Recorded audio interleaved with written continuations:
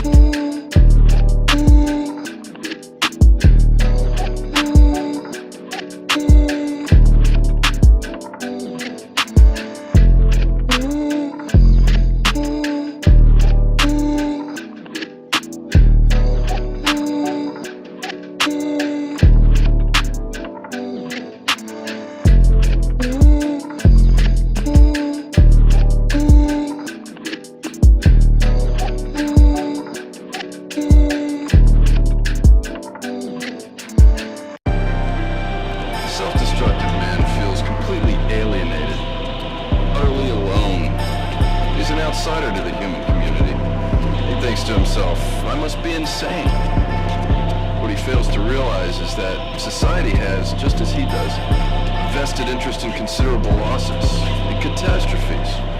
These wars, famines, floods, and quakes meet well-defined needs. Man wants chaos. In fact, he's gotta have it. Depression, strife, riots, murder, all this dread. We're irresistibly drawn to that almost orgiastic state created out of death and destruction. It's in all of us. We revel in it. Sure, the media tries to put a sad face on these things, painting them up as great human tragedies. But we all know the function of the media has never been to eliminate the evils of the world. No. Their job is to persuade us to accept those evils and get used to living with them. Powers that be want us to be passive observers. You got a match?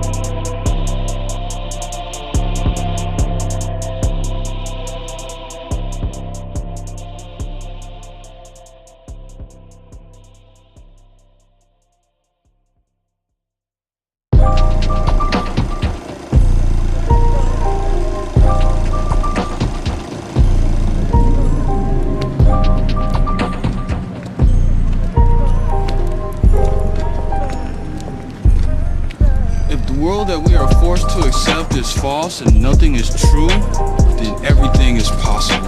On the way to discovering what we love, we will find everything we hate, everything that blocks our path to what we desire.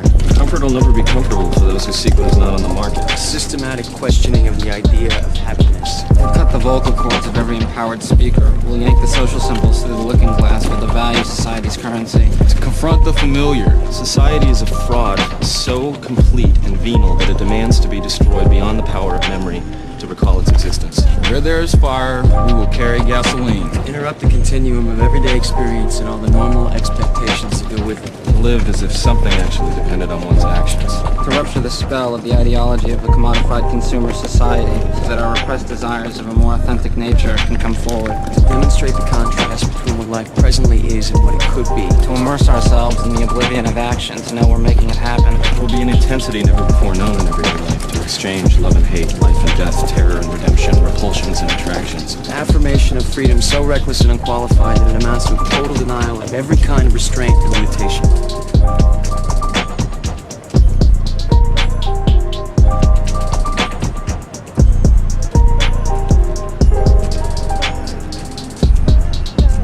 Hey, old man, what you doing up there? I'm not sure. You need any help getting down, sir? No, don't think so. Stupid bastard. No worse than us. He's all action and no theory. We're all theory and no action.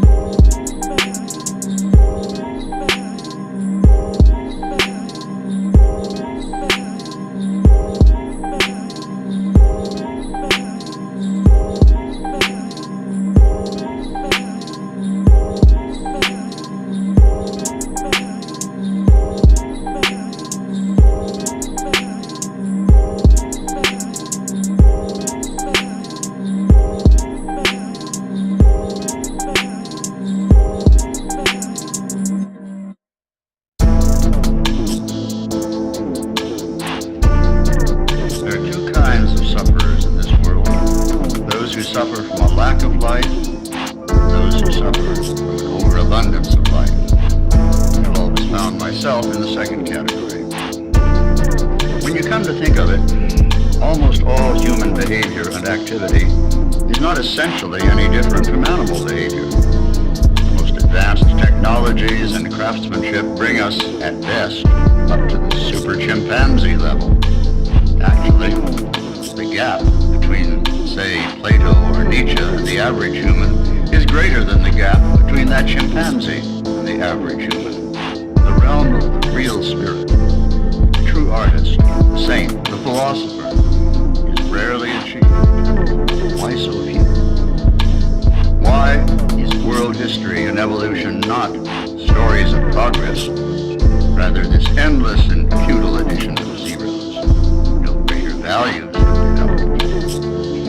Hell, the Greeks 3,000 years ago were just as advanced as we are. So what are these barriers that keep people from reaching anywhere near their real potential? The answer to that can be found in another question, and that's this. Which is the most universal human characteristic? Fear or laziness?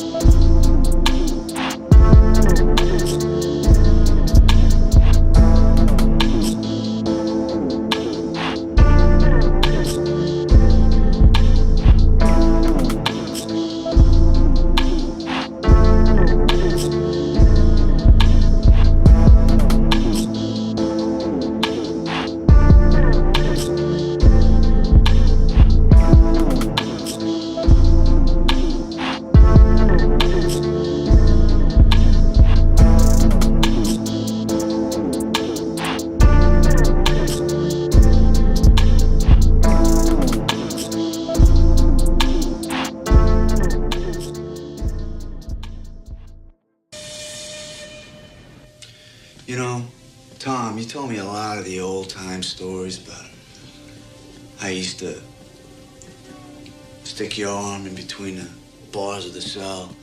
The guard would come by and he'd fire you up a shot of morphine. Well, they never did that for me.